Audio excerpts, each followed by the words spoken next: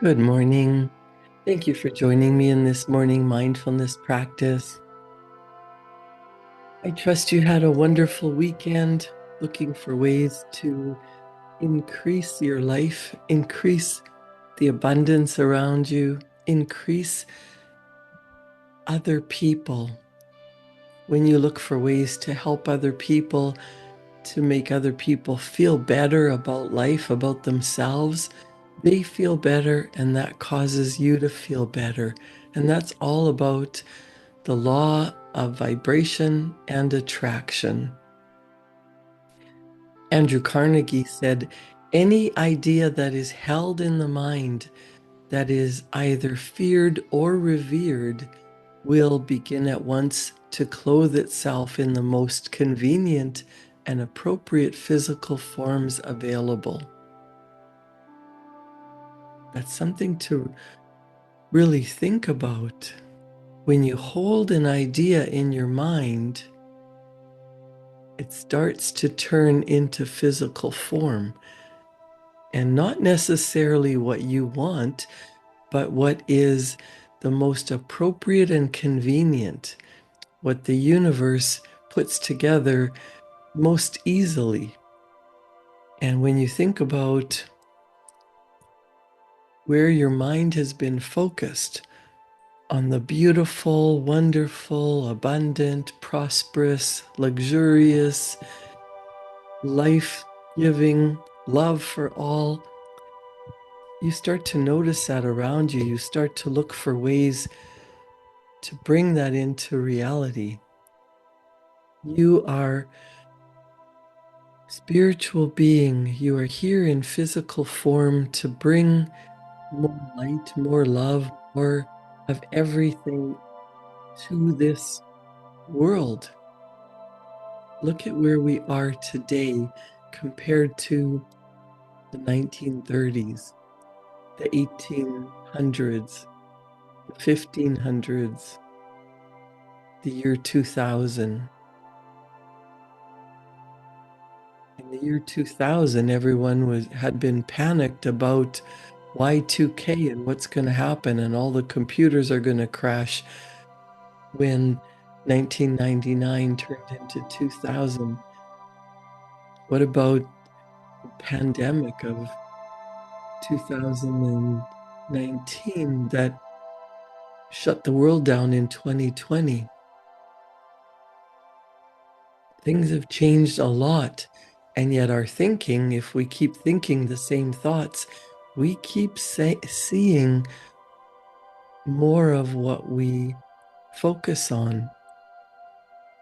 Any idea that is held in the mind that is either feared or revered, that means what emotion do you give to your thoughts? We get what we expect, we get what we are, not what we really, really want.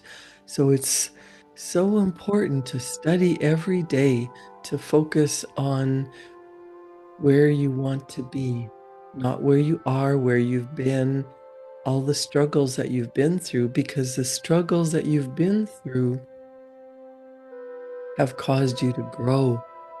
And that's what setting a goal is about, growing into the person that you want to become.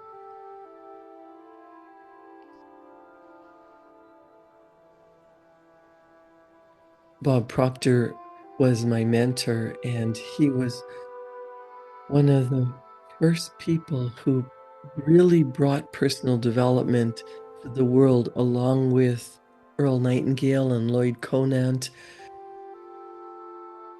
This started out really in the 1960s, where people didn't really believe that their minds could create what they wanted. I'm going to read a chapter from Bob Proctor's book, You Were Born Rich, about the law of attraction and vibration. He's talking about, in an interview held with Dr. Werner von Braun in February of 1976, Dr. von Braun was quoted, "After years of probing the spectacular mysteries of the universe, I have been led to a firm belief in the existence of God. There were a lot of scientists who did not believe in God. They only believed in science, in the evidence of physical reality. And religious people didn't need the scientific proof, but they all agreed that what you focus on grows. Werner von Braun went on to say, "The grandeur of the cosmos serves only to confirm my belief in the certainty of a creator. I just cannot envision this whole universe coming into being without something like divine will. The natural laws of the universe are so precise that we have no difficulty building a spaceship to fly to the moon, and we can time the landing, we can time the flight with the precision of a fraction of a second.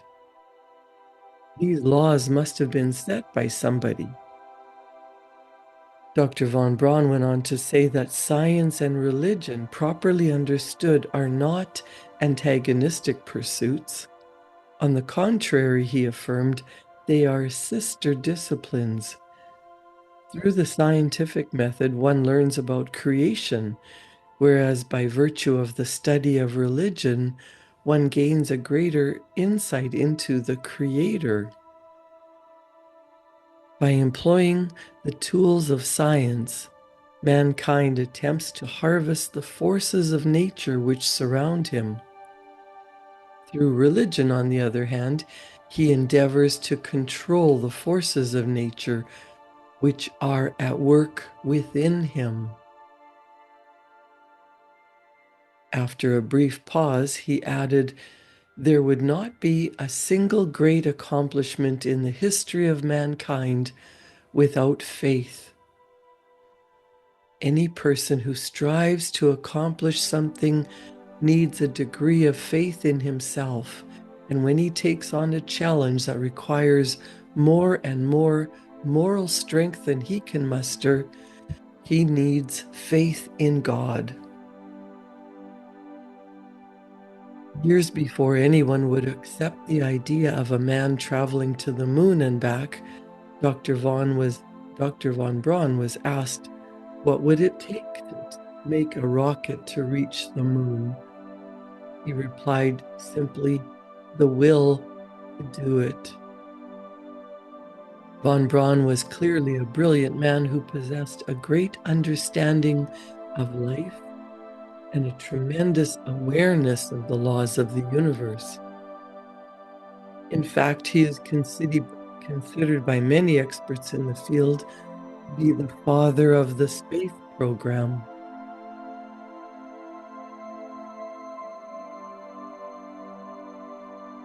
Like all great achievers, von Braun had gained a profound insight into the spiritual laws of life. And one of those laws is the law of attraction. Bob Proctor goes into delving into the laws of attraction. He says,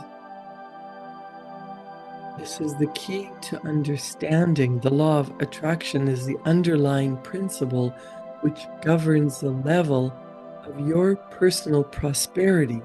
But to help you achieve a really solid grasp of this concept, it will be necessary for us to focus briefly on another law, namely the law of vibration."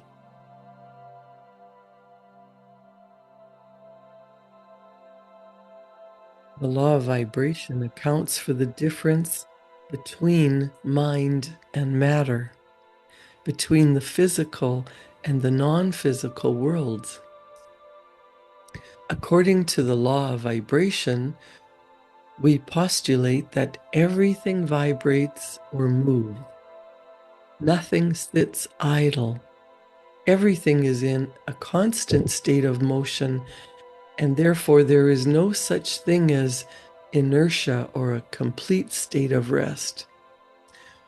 From the most ethereal to the most gross form of matter, everything is in a constant state of vibration. Moving from the lowest to the highest degree of vibration, we discover there are literally millions upon millions of intervening levels or degrees. From the electron to the universe, everything is in vibratory motion. Energy is manifested in all the varying degrees of vibration. Rates of vibration are called frequency, and the higher the frequency, the more potent the force.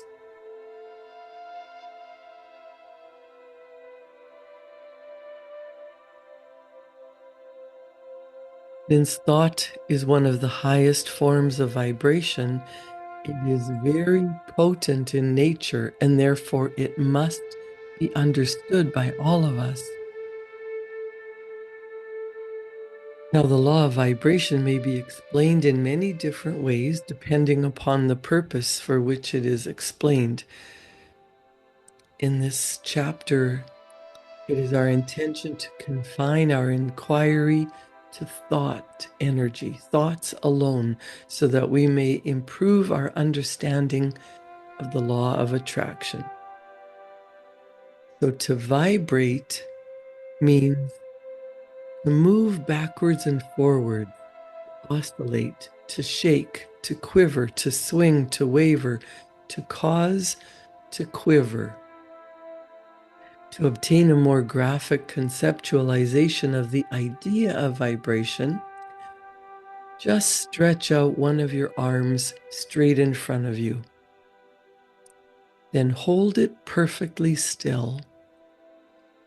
While you're holding it still and are unable to perceive any motion in that arm at all, know that the electrons which compose your arm are moving, shaking, or quivering or vibrating at the rate of 186,300 miles per second. The arm appears still to you, but in reality, it is in a constant state of motion. Of course, although such motion is imperceptible to the naked eye, under a high-powered microscope, it would become very apparent indeed. Now begin to shake your arm. You yourself are now causing your arm to vibrate.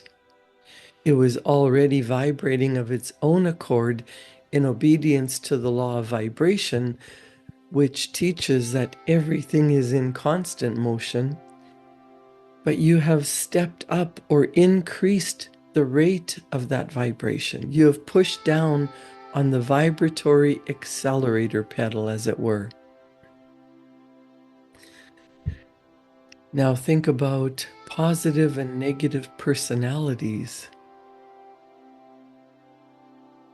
John Milton said, "The mind in itself and in its own place can make a hell out of heaven or a heaven out of hell."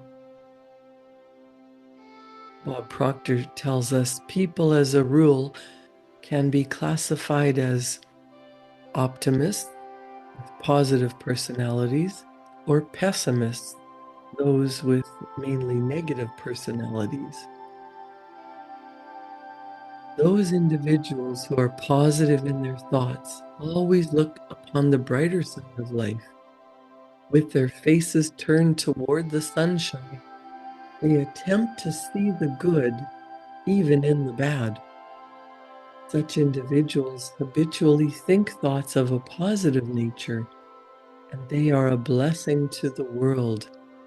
They are in a positive vibration, and therefore they attract other positive personalities to them. Negative personalities, on the other hand, habitually look upon the dark, gloomy, and depressing side of life. Even the good holds something bad for them. They dwell on the bad and the negative. They think about the negative, they anticipate it, they expect it, and invariably they receive what they have been seeking.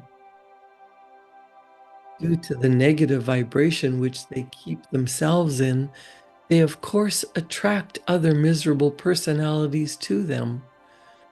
As you are aware, misery loves company.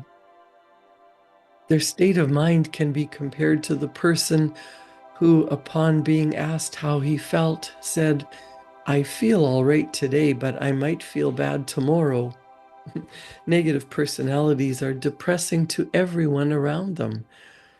Their faces take on the expression in physical form of the negative thoughts which they are holding in their minds. Each day, one can observe such individuals passing on the street. No cheer, no joy radiates from them, just gloom, frowns, and hostility. Having created their own hell for themselves, they seem to enjoy wallowing in it. The law of polarity and relativity states that for every positive, there is an equal and opposite negative. Therefore, both of these personality types are necessary so you can develop the awareness to distinguish one from the other. And in that manner, choose the one which will advance you in your life. You have free will. You can choose which of these two personality types you wish to adopt. If a person is constantly negative but gets tired of that state, the person may, through awareness and proper effort, change himself into a positive personality type of individual. Understand this: the law of vibration will give people the awareness they require to make the personality changes they desire. The human body, believe it or not, is one of the most efficient electrical instruments in this entire universe. The human brain is probably the most efficient electrical instrument ever created. Both are truly marvels. The brain is the part of the body where all manner of frequencies are transformed from one frequency level into another. In the brain, for example, sensations are transformed into muscular action. Sound, heat, light, and thought are also each in their turn transformed into other frequencies, each affecting the body. Within the brain, there are centers which control and regulate the functioning of all organs and parts of the body. By means of proper stimulation of these centers, the functioning of the organs may thereby be controlled. This phenomenon is the vibratory control of the body.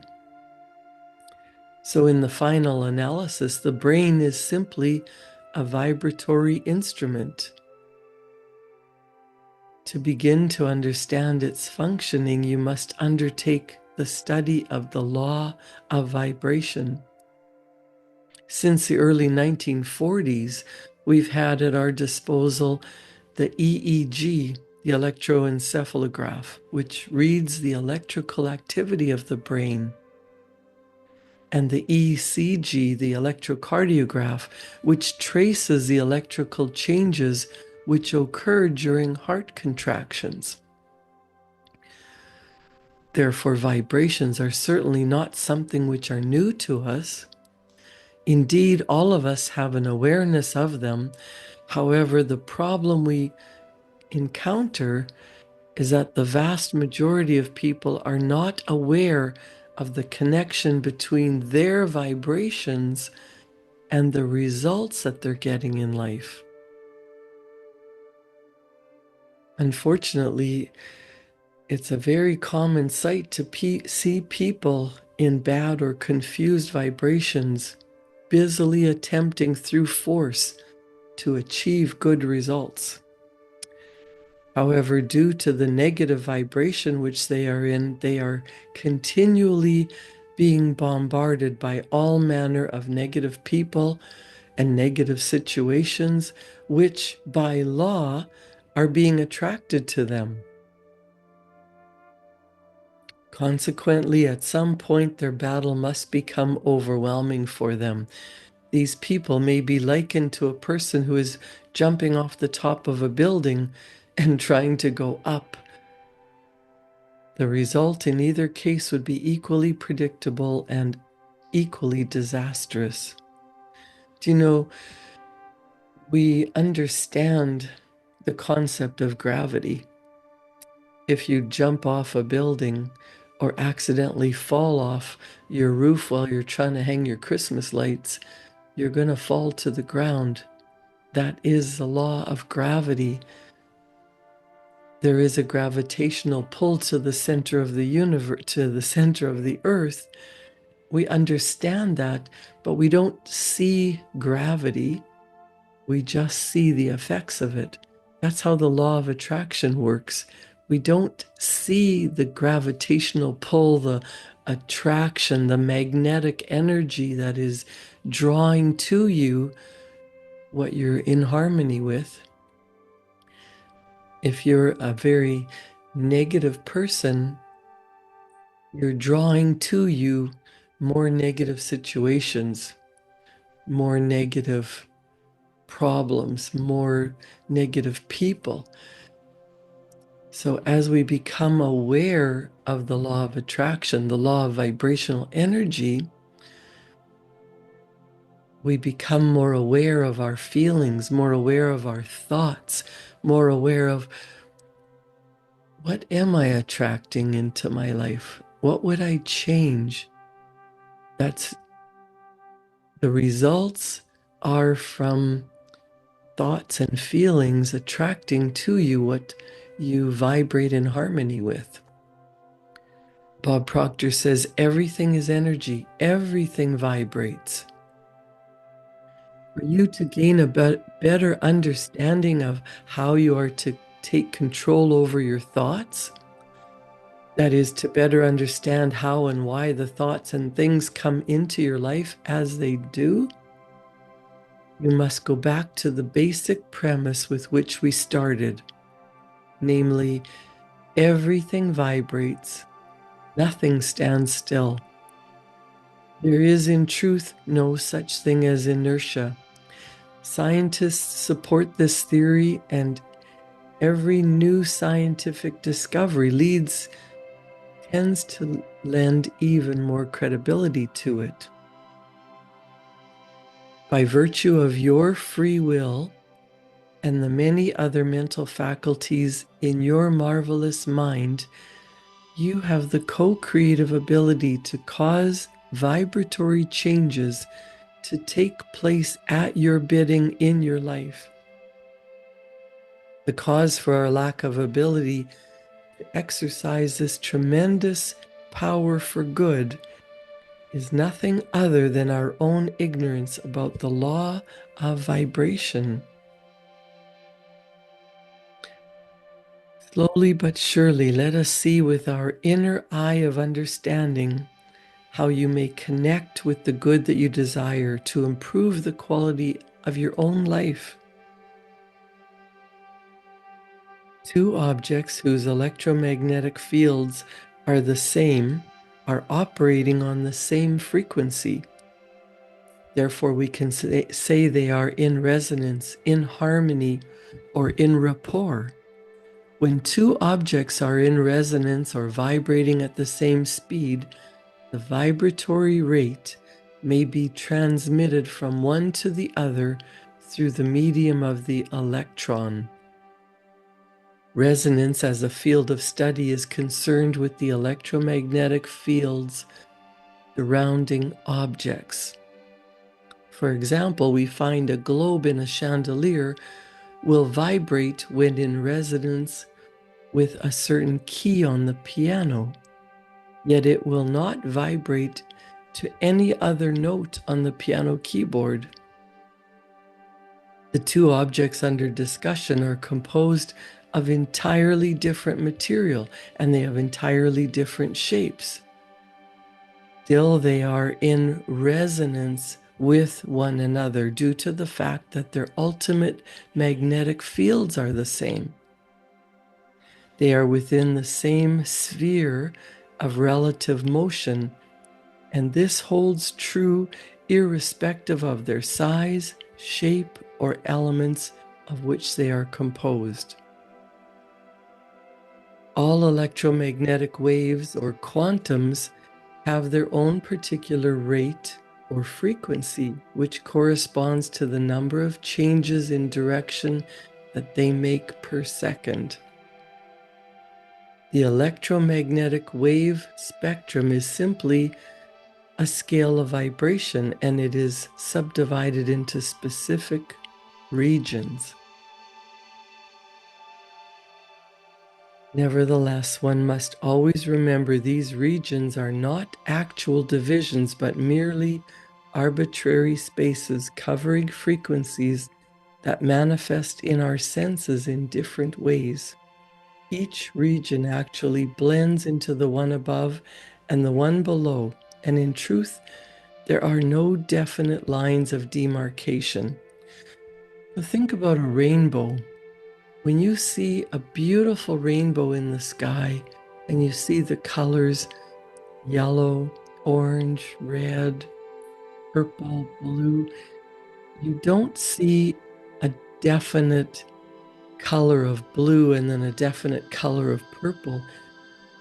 They kind of blend one into the other. You can't tell where the yellow ends and the orange begins. So that's how energy is working. Even though you are in resonance with certain thoughts, you don't see your thoughts.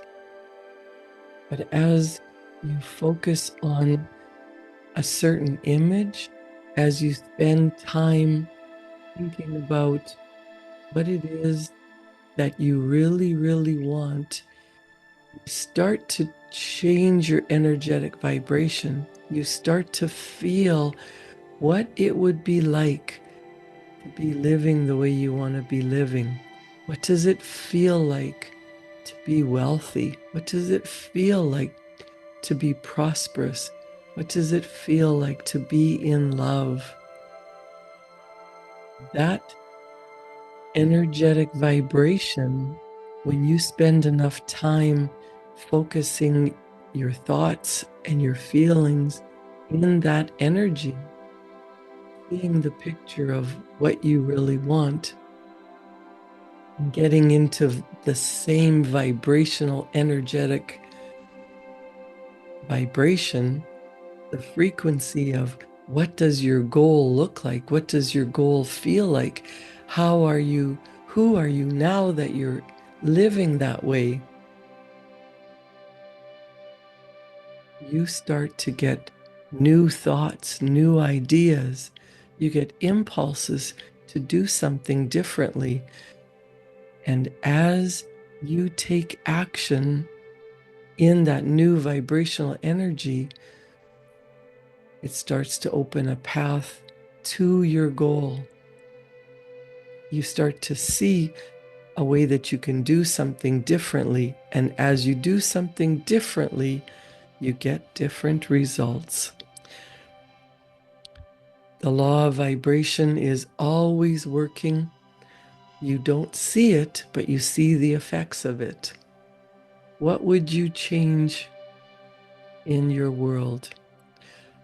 Not looking at what you don't want, but seeing in your imagination and feeling in your heart, feeling in every cell of your being what it's like to be living the way you want to be living.